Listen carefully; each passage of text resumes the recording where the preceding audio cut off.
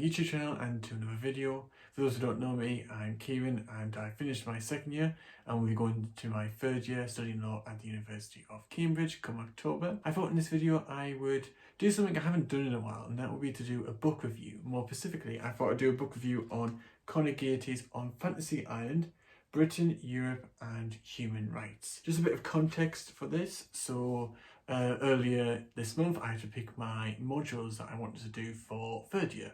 So I have to do two compulsory ones. I have to do EU law and equity, but then we had a choice of three others. And in the end I decided to choose employment law, a public law dissertation, and then human rights law. And one of the books they recommended for us to have a look at over the summer was this book. So I've been reading over it for the past week or two, just doing a little bit each day. And I'll be like to do a bit of a routine on the morning where I make myself a cup of tea and then read a book on the morning, normally how I like to start my day. And so yeah, I thought in this video I'd just do a bit of review of it. Of course I'm not going to give too much away because I think it's a really good book to have a look at yourself. But essentially what the book is about, it's analysis by Conor Gearty, and he discusses the Human Rights Act and the history of human rights within the UK and the future of the Human Rights Act. It was written a little while ago, particularly following the 2015 Conservative Party election manifesto, which talked about replacing the Human Rights Act with what was referred to as a British Bill of Rights.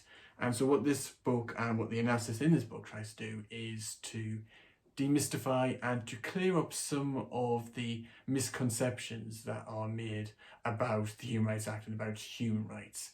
So it's in three parts. So first of all, it deals with some of the common misunderstandings of the Human Rights Act, some of the common criticisms that are made, and what Conor Gearty tries to do is to explain why some of this criticism isn't necessarily as true as the headlines and the papers would suggest, for example. And it tries to deal with some of those misunderstandings.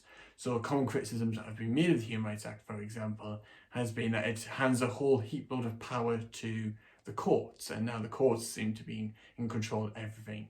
Or the Human Rights Act is just an excuse for the terrorist or the suspected criminal to have rights. What Conor Gearty tries to do is to explain and demystify some of these common misconceptions, and actually in the second part looks at how the Human Rights Act works in practice.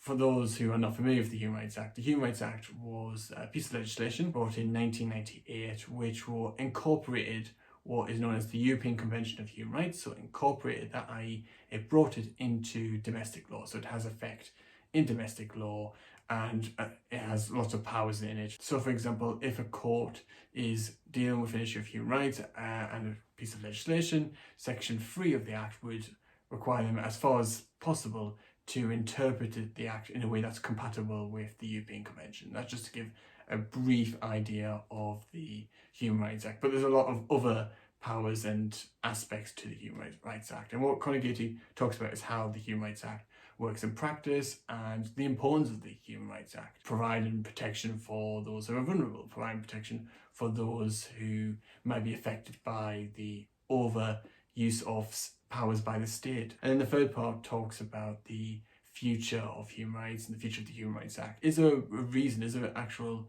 usefulness in repealing the Human Rights Act and replacing it with this British Bill of Rights? And it's a really good analysis on all three parts. It's interesting for me, being that I'm interested in law, quite interested in human rights law in particular. Certainly human rights law is up there with the areas of law I'm thinking of practicing alongside public law, for example, and employment law, but I'm keeping an open mind at the moment. So it's a really good book and it gives you a good introduction to human rights and some of the issues around it.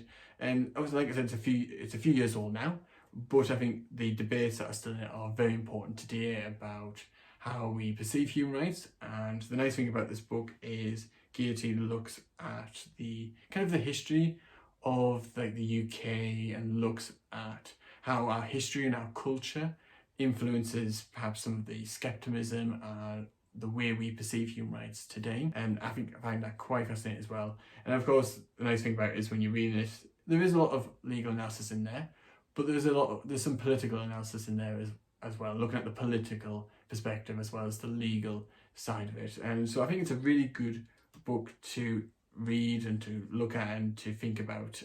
Obviously when I was reading through it, I was making little notes or just the markings of key things to think about as I go into third year and start to study human rights law, which I am definitely looking forward to. But even if you're not interested in law or not really interested in human rights, or you are unsure about what human rights is about, it's a good book just to have a read and just have a look at and just have a think about and think about what is said in it. I just wanted to briefly talk about this book.